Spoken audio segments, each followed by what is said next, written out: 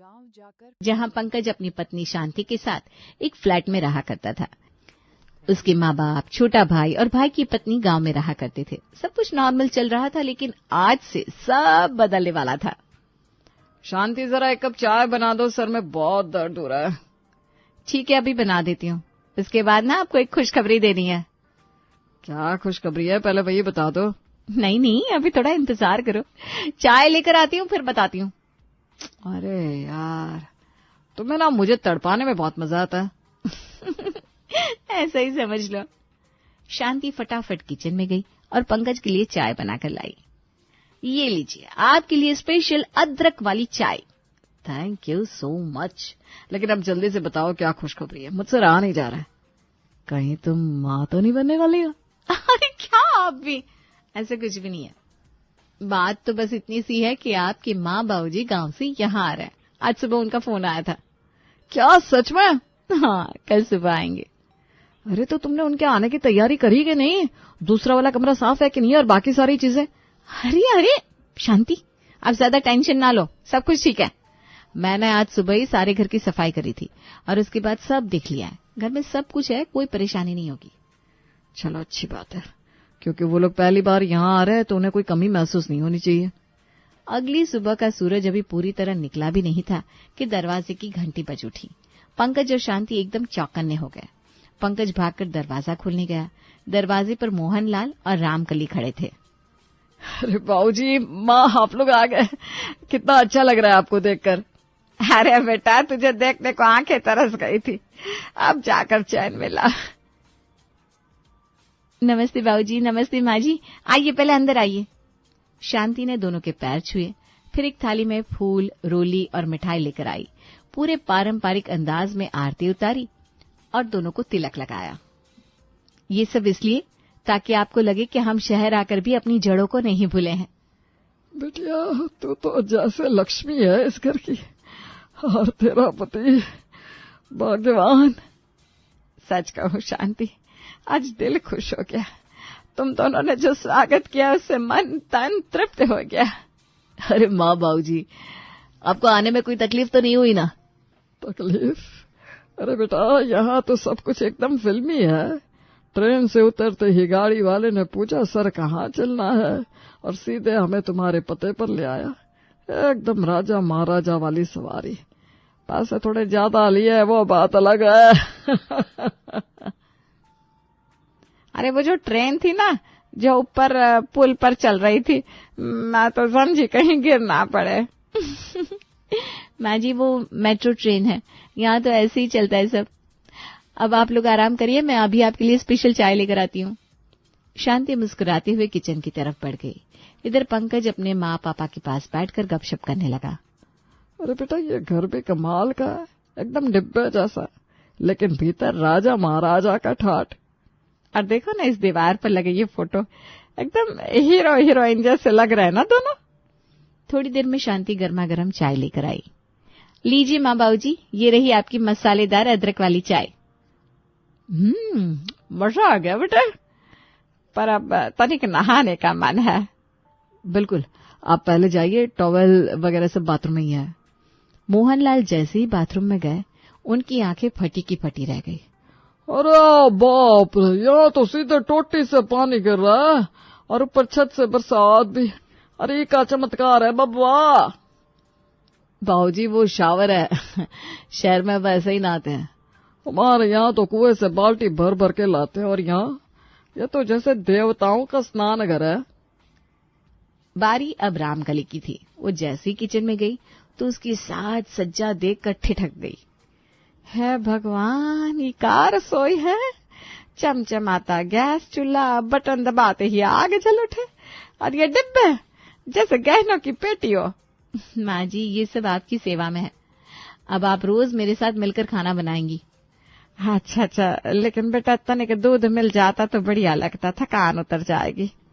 शांति ने फ्रिज खोला, लेकिन दूध खत्म था। पंकज तुरंत बाहर भागा और 2 पैकेट दूध के लेकर आया। उसने जैसे ही पैकेट खोले और ग्लास में दूध डाला, रामकली और मोहनलाल के चेहरे पर हैरानी छा गई। अरे बाप रे, दूध भी पन्नी में आवत है का? अब तक तो सब कुछ सही था, लेकिन जैसे ही उन्होंने दूध पिया उनका मुंह बिगड़ गया। हाय राम, ये तो पानी जैसा है, कोई मिठास ही ना है, कोई गाढ़ापन ना है। सही कह रही हो, पर अरे ठीक है, अब गांव जाकर ही असली दूध पियेंगे। यहाँ की गौआ ना शायद बीमार होंगी।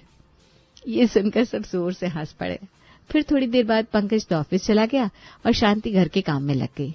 इधर मोहनलाल एक कुर्सी पर बैठे थे और रामकली पास के सोफे पर। तभी अचानक पसीना पसीना होने लगा। न पंखा चल रहा था न एसी। अरे रामकली, क्या बात हुई? इतना बड़ा घर और हवा का नामो निशान नहीं। हाँ जी, लगता है ये हवा अभी ना पैसे देकर आती है। तभी शांति अंदर आती है और दोनों को देखकर चौंक जाती है। अरे माँ जी, बाबूजी, आपने पंखा या एसी क्यों नहीं चलाया? पूरा घर भट्टी बन गया है। बेटा, हमें तो लगा यहाँ सारी चीजें खुद ब खुद चलती होंगी। नहीं बाबूजी, रुकिए मैं चालू करती हूँ। शांति ने झटपट एसी चालू किया। ठंडी हवा का झोंका आते ही मोहनलाल की आंखें फैल गई। अरे वाह, यहाँ बिजली हर वक्त आती रहती है का? हमारे गांव में तो जब मन करे तभी आती है। हाँ बाबूजी, यहाँ तो लाइट जाती ही नहीं, बस कभी कभी ट्रांसफार्मर का मूड खराब होते चली जाती है। अरे बाप रे, ये शहर तो सच में चमत्कारी है। हवा भी मशीन से आती है और बिजली कभी जाती ही नहीं। शाम होते होते सभी ने खाना खा लिया और सोने की तैयारी करने लगे। बेटा पंकज जी, पलंग बड़ा अजीब है, बहुत सख्त है। इस पर ना हड्डियां भी दुख रही हैं। हाँ, हमारी खाट होती तो अभी तक हम घोड़े बेच के सो चुके होते। अरे माँ बाबूजी, खटिया तो हमारे पास नहीं है, लेकिन फोल्डिंग वाली चारपाई है, वो लगा देता हूँ। पंकज ने झटपट फोल्डिंग चारपाई निकाली और बिछा दी। दोनों उस पर लेट तो गए, लेकिन कुछ गड़बड़ थी। ये भी कोई लेटने की चीज है का? न कमानी है न बंद। खटिया तो खटिया होती है भाई।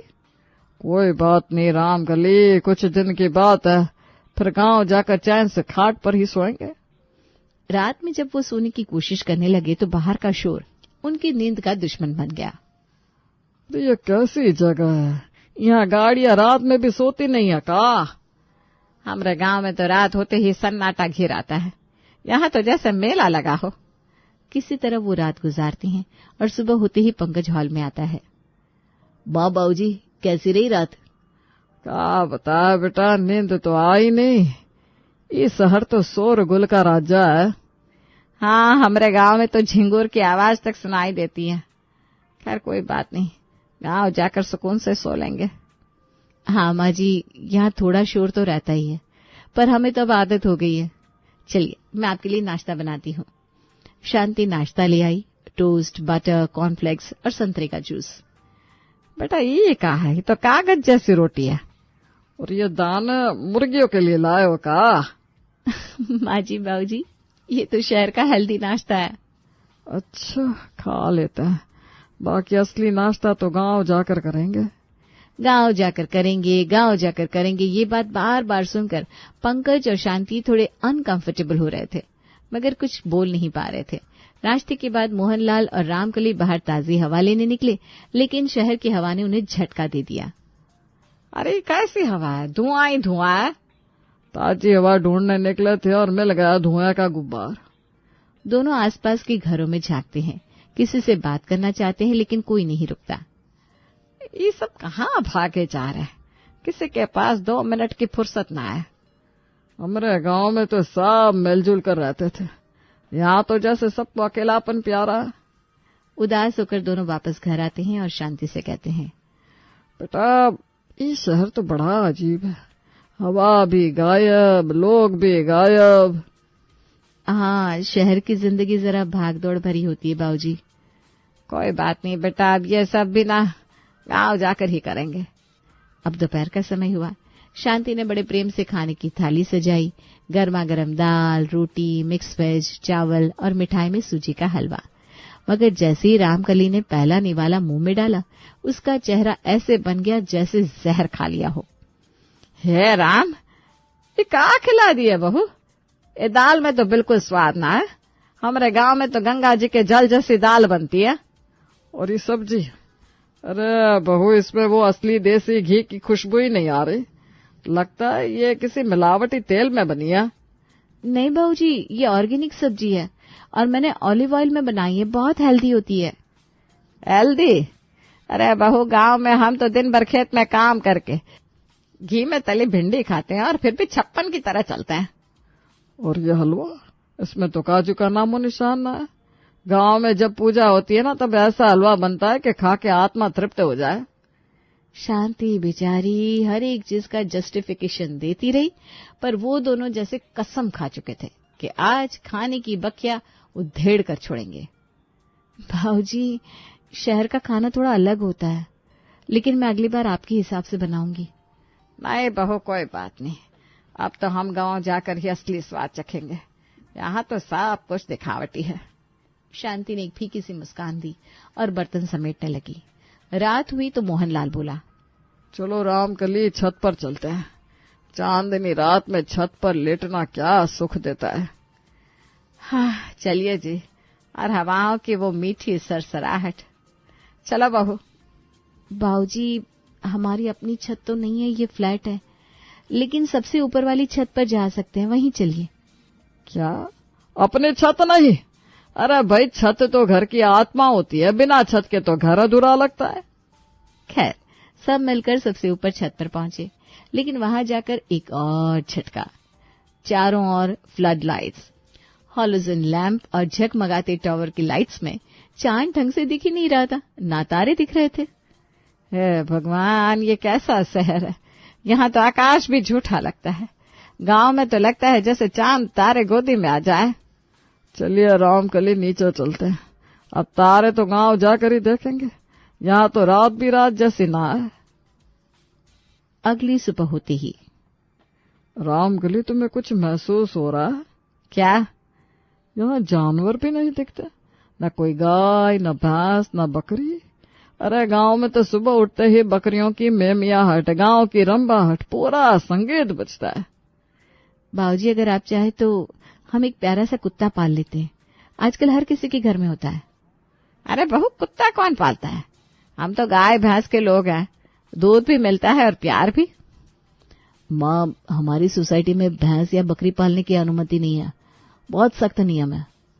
अरे तो फिर क्या फायदा ऐसे घर का जहाँ 4 पैर वाला प्राणी भी ना पाला जा सके। चलो कोई नहीं, अब तो बकरी भी गांव जाकर ही देखेंगे। ऐसे ही कुछ दिन और बीते। हर बार हर चीज पर बस एक ही जवाब, गांव जाकर करेंगे, गांव में ही सुख है, गांव ही जीवन है। शांति और पंकज दोनों अब परेशान होने लगे थे। उन्हें लगने लगा था कि शायद ये शहर का वातावरण इन दोनों लोगों के लिए सही नहीं है। फिर एक दिन दोपहर को, सुनिए जी, मेरा मन यहाँ बिल्कुल नहीं लग रहा। तुमने तो मेरे मन की बात कह दी। यहाँ की हवा, खाना, पानी कुछ नहीं जम रहा। मैं तो कहता हूँ अब लौट चलते हैं। ये बात जब पंकज के कानों तक पहुंची तो वो तुरंत आया। अरे बाबूजी, माँ, थोड़ी आदत लगने दीजिए, शहर में थोड़ा समय लगता है। मैं तो सोच रहा था आपके लिए क्लब की मेंबरशिप करवा दूंगा। हमें क्लब शब नहीं चाहिए बेटा, हमें बस गांव की मिट्टी चाहिए, वहीं हमारी आत्मा बसती है। पर माँ जी, 2-4 दिन और रुक जाते, मैं आपके लिए दाल बाटी बना देती गांव वाली रेसिपी से। नहीं नहीं बहू, अब तो जिस मिट्टी से हम जुड़े हैं वहीं लौटना होगा। यहाँ तो आत्मा घुट रही है। और इस तरह दोनों अपने झोले समेटे शहर को अलविदा कह गांव की ओर रवाना हो गए। लगभग 22 दिन शहर में गुजारने के बाद दोनों गांव पहुंचे। अरे ओ राम के लिए देख, यही है अपना प्यारा गांव। आए दया, मिट्टी की खुशबू देखो। लेकिन जैसे ही उन्होंने स्टेशन से बाहर निकलकर टैक्सी पकड़नी चाही, दोनों ठिठक गए। अरे यहाँ तो एक भी टैक्सी ना है। हाय राम, हम तो भूल ही गए थे, ये शहर नहीं है, हमारा देसी गांव है।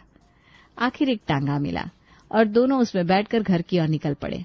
लेकिन रास्ता, वो तो धूल भरी हवाएं, कुएं जैसे गड्ढे। हाय रे किस्मत, मेरी तो कमर सीधी नहीं बची। ये रास्ता है कि मौत का जंजाल। ओ राम कली, मेरी आंखों के आगे तो अंधेरा छा गया। लगता है मेरी रीढ़ की हड्डी ने इस्तीफा दे दिया। जैसे तैसे घर पहुंचे, मनोज और मीरा बाहर निकले। अरे माँ जी, भाऊजी, आप तो पूरी तरह गांव वाले लग रहे हैं। चेहरा तो धुल में पहचाना ही नहीं जा रहा। बाबूजी, ये क्या हाल बना लिया? बनाया नहीं, बस बन गया। उफ, मैं तो मर गई। जाने गांव को क्या हो गया है। माँ जी गाँव तो हमेशा ऐसा ही था, आप ही अब शहर की आदत से नाजुक हो गई हैं। हाँ रामकली, शायद अब हम वो नहीं रहे जो कभी थे। गांव तो वही है, हम बदल गए हैं। लेकिन जैसे ही दोनों आगे बढ़े तो अगले ही पल छपाक सीधा पांव गोबर में। हे भगवान, मेरी नई चप्पली तो गोबर में समा गई। अरे बाप रे बाप भिखरी, अब तो लग रहा है गांव कोई गुस्सा निकाल रहा है। गंदे हो चुके दोनों तुरंत घर के अंदर भागे और बाथरूम में घुस गए। अरे पानी चलाओ जल्दी, छी छी मुझे तो उपकाई आ रही है। नल का है, टोटी क्यों नहीं चल रही? बाबूजी, यहाँ नल नहीं चलता, कुएं से पानी भरकर लाना पड़ता है। गांव में ये भूल गए क्या? हाय दया, अब तो नहाने से पहले मेहनत करनी पड़ेगी। कुएं से पानी भरकर नहाने के बाद दोनों जैसे तैसे बैठे तो मीरा खाना लेकर आई। लीजिए माँ जी, बाबूजी, गर्मा गर्म बैंगन का भरता और सरसों के तेल वाली पूरियां। पहला निवाला लेते ही दोनों के मुंह बिगड़ गए। ये खाना है या तेल का कुआं? पूड़ी से तेल टपक नहीं रहा, बह रहा है। अरे मेरे तो होठ फिसल गए इस पूड़ी पर। मेरा बिटिया ये खाना नहीं तेल के न दिया। माँ जी बाबूजी, गाँव में तो खाना ऐसे ही होता है, शहर की सलाद थोड़ी न मिलेगी यहाँ। रामकली, लगता है हम शहरी हो गए। पहले गोबर स्नान, फिर कुएं का स्नान, अब तेल का स्नान। गांव वापस आना आसान नहीं है जी। शाम ढल चुकी थी। गांव की सड़कों पर अंधेरा उतर आया था। घर के आंगन में सिर्फ चांदनी का उजाला था, लेकिन बिजली, उसका तो सुबह से अता पता नहीं था। अरे कितनी गर्मियां है राम, पंखा होता तो जान में जान आती। हाय दया, ये मच्छर है या ड्रैकुला का खानदान, खून चूस चूस कर भोज बना रहे। शहर में तो एसी चलता था, आरामदायक गद्दा, मच्छर तो दूर दूर तक नहीं। और यहाँ राम राम राम राम। हे भगवान, लगता है गांव वालों की चमड़ी लोहे की होती है जो ये सब झेल जाते हैं। रात भर दोनों करवटें बदलते रहे। नींद तो जैसे रूठ गई थी और मच्छरों की पार्टी चालू थी। बस अब और नहीं, रामकली सामान मान, हम आज ही शहर वापस जा रहे हैं। हाँ, मेरी भी कमर जवाब दे चुकी है, ये गांव हमसे नहीं संभल रहा। बाबूजी, गांव की या शहर की कोई गलती ना है, दिक्कत आपको आपकी आदतों से है। हाँ माँ जी, आप लोग हर बात में शिकायत करते हो। आराम चाहिए तो आराम नहीं मिलेगा, संतोष चाहिए तो हर जगह मिलेगा। क्या मतलब? हम तो बस मतलब ये कि आप गांव में रहे तो वहाँ की शिकायत, शहर में रहे तो वहाँ की। दिक्कत बाहर नहीं है, अंदर है बाबूजी। तुम लोग सिखाओगे अब हमें जीने का तरीका? नहीं माँ जी, बस समझा रहे हैं कि जहाँ है वहाँ दिल से रहना सीख लो, वरना कहीं भी जाओ सुकून नहीं मिलेगा। गुस्से में आकर मोहनलाल और रामकली ने तुरंत निकलने का फैसला कर लिया। कई घंटे की मशक्कत के बाद जैसे तैसे स्टेशन पहुंचे और फिर ट्रेन पकड़कर शहर लौट गए। लगता है गांव में फिर नहीं बनी आप दोनों की। कोई बात नहीं, आइए यहीं आराम कीजिए।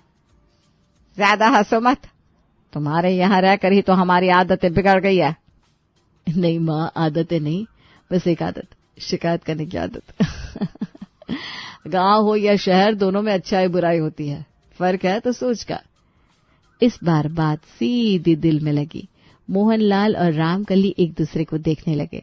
कुछ पल के लिए चुप्पी छा गई। उन्हें समझ में आ गया कि उनके लड़के सही कह रहे हैं। यही बात मनोज कह रहा था, शायद तुम लोग सही कह रहे हो। हाँ, अब हम संतुष्ट रहेंगे, वादा। अब जब वो फिर से शहर में रहने लगे, उन्होंने कोई शिकायत नहीं की। अब उन्होंने एडजस्ट करना सीख लिया था।